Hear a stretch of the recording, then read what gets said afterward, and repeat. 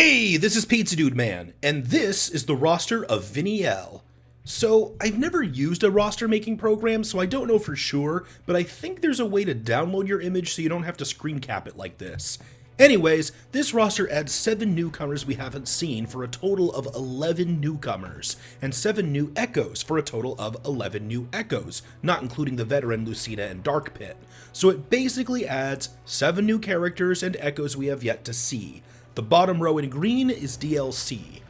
Now, I can't be sure, but this amount of newcomers at base roster looks high to me.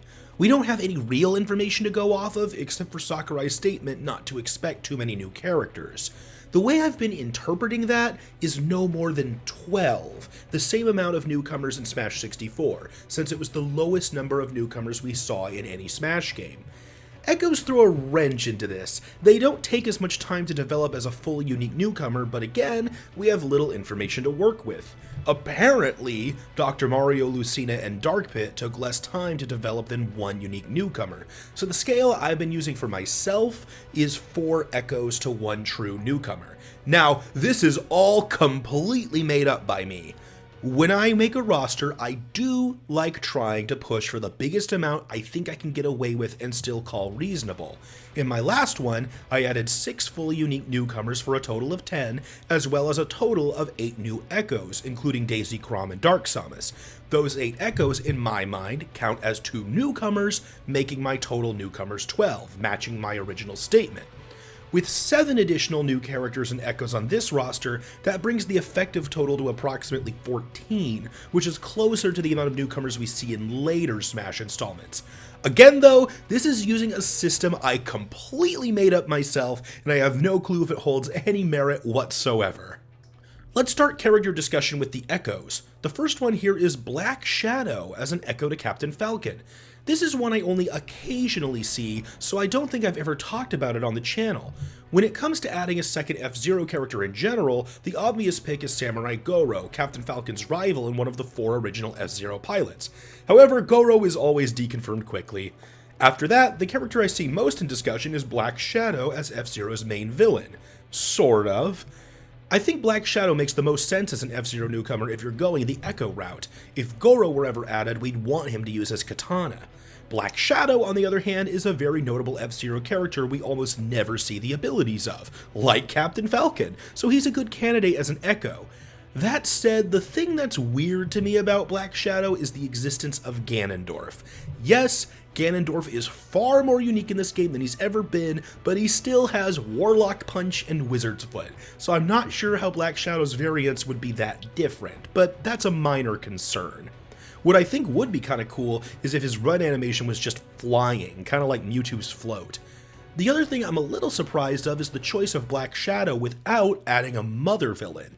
If you're going for the heroes versus villains theme, both F-Zero and Mother have been represented in Smash Bros. Since its creation, and the Mother series is a story-based RPG, while F-Zero is a racing game. So it just looks a little odd to me to pick an F-Zero villain over a Mother villain. The situation is different since Black Shadow is just an Echo, but that's still what's on my mind.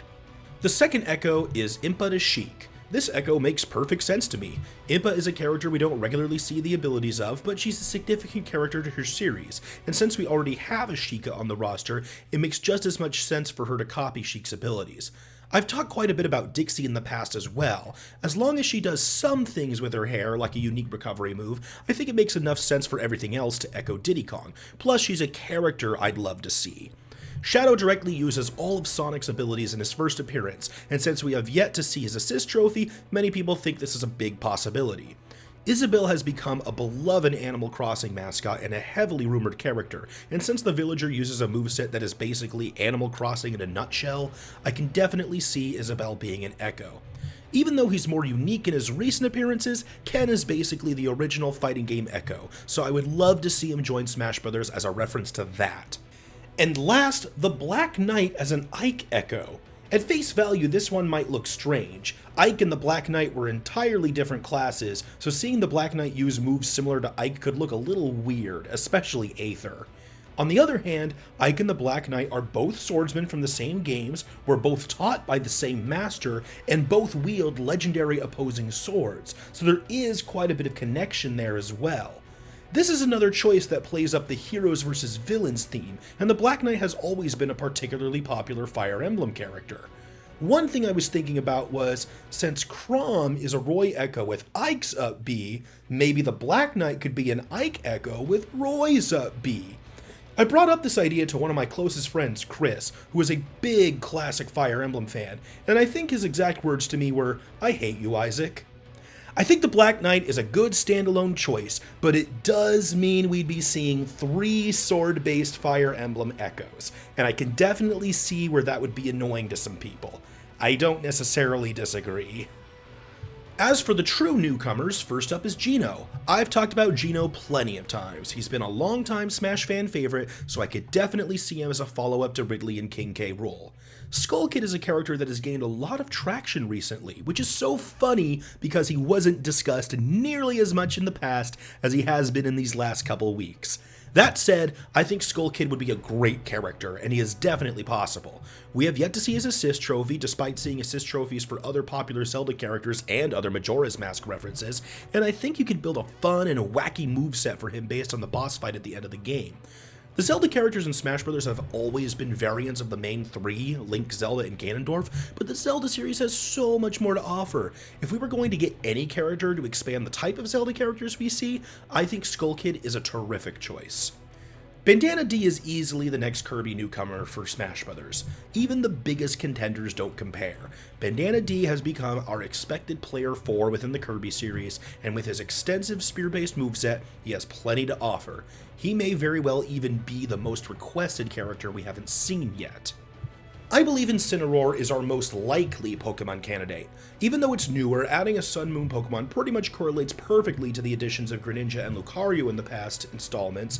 It would be more surprising if they didn't take this route, especially considering that we will not be getting a brand new Pokemon generation until next year, meaning we still have at least a full year of the Sun Moon anime, Pokemon's most regular exposure, not to mention the already existing rumors involving Ash's Torracat and what type of Pokemon to expect in Smash Bros.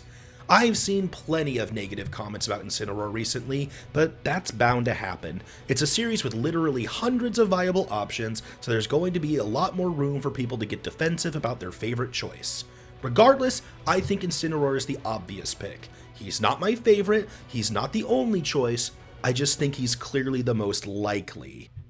I pretty much gushed all about Elma in the last critique. She's one of my most wanted. I just hope the Smash team acknowledges Xenoblade Chronicles X, and I think this is the perfect opportunity to do so. The Chorus Kids follow up the Gamatsu leak from Smash 4, which speculatively spilled which newcomers were initially considered for the game. Now that Chrom is an Ultimate, many people believe Sakurai will attempt the Chorus Kids again as well.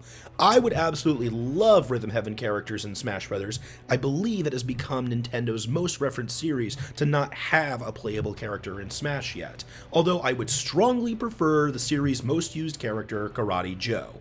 Either way, a Rhythm Heaven fighter would have the same concept no matter who, someone that fights in some sort of rhythmic pattern while incorporating moves that are the Rhythm Heaven references.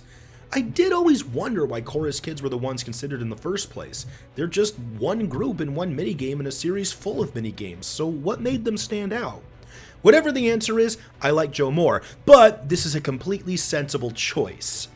The final newcomer here is Banjo Kazooie. My word, would I love this. When I was a kid, Banjo and Kazooie were big icons of Nintendo. Their games were hits, they were very memorable characters, and they have so many moves, a Smash Bros. Moveset would practically build itself. Plus, they still get a ton of requests.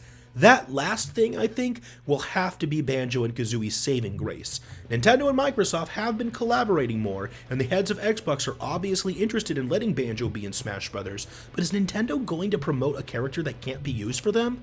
I sure hope so.